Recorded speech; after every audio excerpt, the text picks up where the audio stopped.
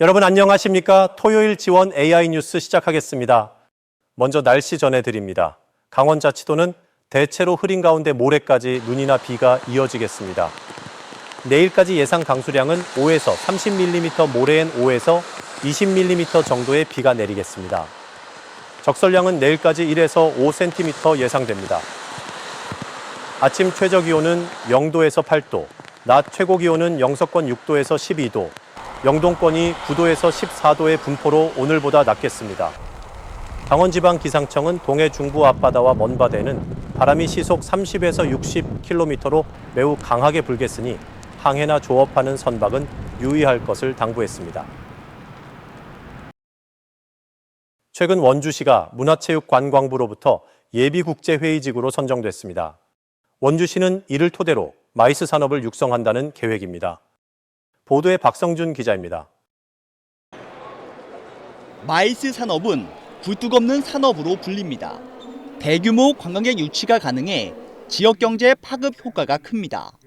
회의 등을 목적으로 국내를 찾는 참가자의 경비 지출은 일반 관광객보다 1.8배 높은 것으로 알려져 있습니다. 최근 문화체육관광부가 원주시를 예비국제회의지구로 선정했습니다. 원주시는 올인원 마이스가 가능하다는 건데요. 회의장 안에서 숙박, 그다음에 식음료, 그다음에 레저까지 다 가능한. 예비국제회의지구는 국제회의 개최 역량이 있는 중소도시를 지원해 지역 균형 발전을 꾀하는 것으로 오는 2027년까지 국비 등이 지원됩니다. 원주시는 컨벤션 센터가 있는 오크밸리를 중심으로 숙박이 가능하고 박물관과 미술관, 지역 관광 자원을 연결한다는 계획입니다. 상인 대상 서비스 교육을 강화하고 다국적 간판도 설치합니다. 원주역과 만종역을 오가는 셔틀을 운행해 이동 편의도 제공할 방침입니다. 원주시는 조만간 민간 협의체를 구성하고 조직 개편을 통해 마이스 팀을 신설한다는 계획입니다. 원주시는 이번 예비국제회의지구 선정으로 600억 원의 경제 파급 효과와 1000여 명의 고용 창출 효과가 있을 것으로 기대하고 있습니다. 국제적으로 원주의 가치가 더 많이 홍보가 돼서 국제회의의 수요가 원주에 많이 생길 것이라고 믿어 의심치 않습니다. 원주시는 향후 3년간 국제회의 활성화 기반이 갖춰지면 국제회의 복합지구 도전에도 나섭니다. 지원 뉴스 박승주입니다. 강원자치도가 모레부터 2달 동안 교통시설과 어린이 이용시설 등 재난 및 사고 우려 시설 866개소를 대상으로 집중안전 점검을 벌입니다. 또 도민이 신청한 시설을 점검하고 결과를 공유하는 주민점검 신청제도 오는 30일까지 운영합니다. 도는 이번 점검 결과에 따라 가벼운 사항은 바로 시정 조치하고 중대 사항은 정밀안전 진단과 긴급 보수, 보강 등의 조치를 할 예정입니다. 춘천문화원과 의암제위원회가 오늘 춘천시 남면의열사에서 의암 유인석 선생의 순국 110주년을 기리는 제41회 춘천의암제를 열었습니다. 참석자들은 일본 제국주의에 한커해 의병을 일으킨 의암 유인석 선생의 의병 정신과 독립운동의 숭고한 뜻을 기리고 넋을 위로했습니다. 기념식에서는 김진태 지사가 초혼관을 맡고 신경호 교육감과 김상호 춘천향교 정효가 각각 아혼관과 종혼관을 맡았습니다. 강원FC가 내일 춘천 송암스포츠타운 주경기장에서 광주FC와 맞붙습니다. 현재 리그 11위에 머물고 있는 강원FC는 내일 오후 2시에 리그 3위 광주FC를 홈으로 불러들여 하나은행 K리그1 2025 8라운드 홈 경기를 치릅니다. 한편 강원은 지난 6일 안양과의 경기에서 0대2로 패했습니다. 부산국제영화제가 올해 30주년을 맞습니다. 50대 초반의 새 집행위원장을 맞으며 세대 교체를 이룬 부산국제영화제는 경쟁 부문 전면 확대를 통해 새로운 도전에 나섭니다. 네트워크 현장 KNN 김건영 기자입니다. 칸 영화제 황금 종려상, 베니스 영화제 황금 사자상, 세계 유수 국제영화제들의 하이라이트는 경쟁 부문 최고 작품 시상입니다. 수상자에게 더 없는 영광이지만 영화제 스스로도 권위와 명성을 드높이는 장치입니다. 부산국제영화제는 다른 길을 걸어왔습니다. 다양한 아시아 영화를 담아내는 차원에서 비경쟁 영화제를 정체성으로 삼아왔습니다.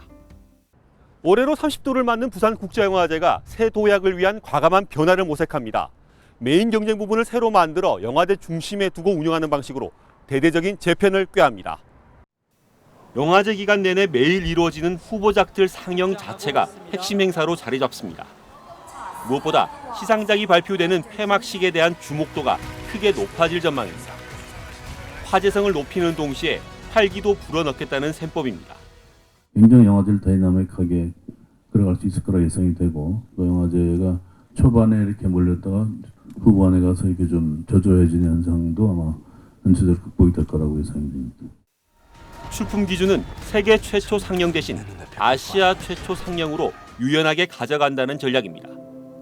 시상명 선정 작업도 막바지인데 부산을 상징하는 소재가 유력합니다. 영화제 예산도 지난해보다 10억 원가량 늘어난 131억 원으로 책정됐습니다. 영화계에서도 비프의 변화 시도에 기대감을 갖습니다. 30년 정도 됐으면 신생 영화제에서 벗어났기 때문에 여러 가지 그 변화를 추구할 수 있는 그런 적정한 시점이라고 생각합니다. 새로운 미래를 그리는 부산국제영화제의 구체적인 청사진은 이달 말쯤 공식 발표됩니다. KNN 김건영입니다. 강릉시가 본격적인 관광 성수기를 앞두고 경포 일대에서 기승을 부리는 불법 호객 행위에 대한 집중 단속을 벌입니다. 오는 25일까지 진행되는 이번 단속에서는 경포 해변과 주변 상권을 중심으로 과도한 고객 유인과 고성, 강제 접근 등에 대한 단속이 진행됩니다. 강릉시는 단속에서 적발되면 즉시 형사 입건하는 등 무관용 원칙을 적용하고 식품위생법에 따라 해당 업소와 행위자도 동시 처벌할 방침입니다. 춘천시가 신부급 산천리에 조성하는 재활용 도움센터 조성 사업이 본격화됩니다. 춘천시는 최근 주민설명회 결과를 바탕으로 오는 6월 재활용 도움센터를 착공하는 한편 명칭도 공모한다고 밝혔습니다. 120제곱미터 규모로 조성되는 재활용 도움센터에는 자원순환 건물과 음식물이나 종량제 봉투 배출이 가능한 생활 폐기물 건물이 들어설 예정입니다. 삼척시 의회가 올해 행정사무감사를 앞두고 오는 18일까지 시민 의견을 접수받습니다. 직접 경험한 불편사항이나 개선이 필요한 정책을 접수받는 것으로 시정 운영의 위법 부당, 예산 낭비, 정책 개선 방안 등을 제출하면 됩니다. 삼척시의회 홈페이지 또는 방문 접수를 하면 되고 접수된 제안은 검토를 거쳐 시정 요구나 정책 개선 방안 자료로 활용됩니다. 한국도로교통공단은 경찰청과 함께 산불로 훼손 분실된 운전면허증 재발급 수수료를 한시적으로 면제합니다.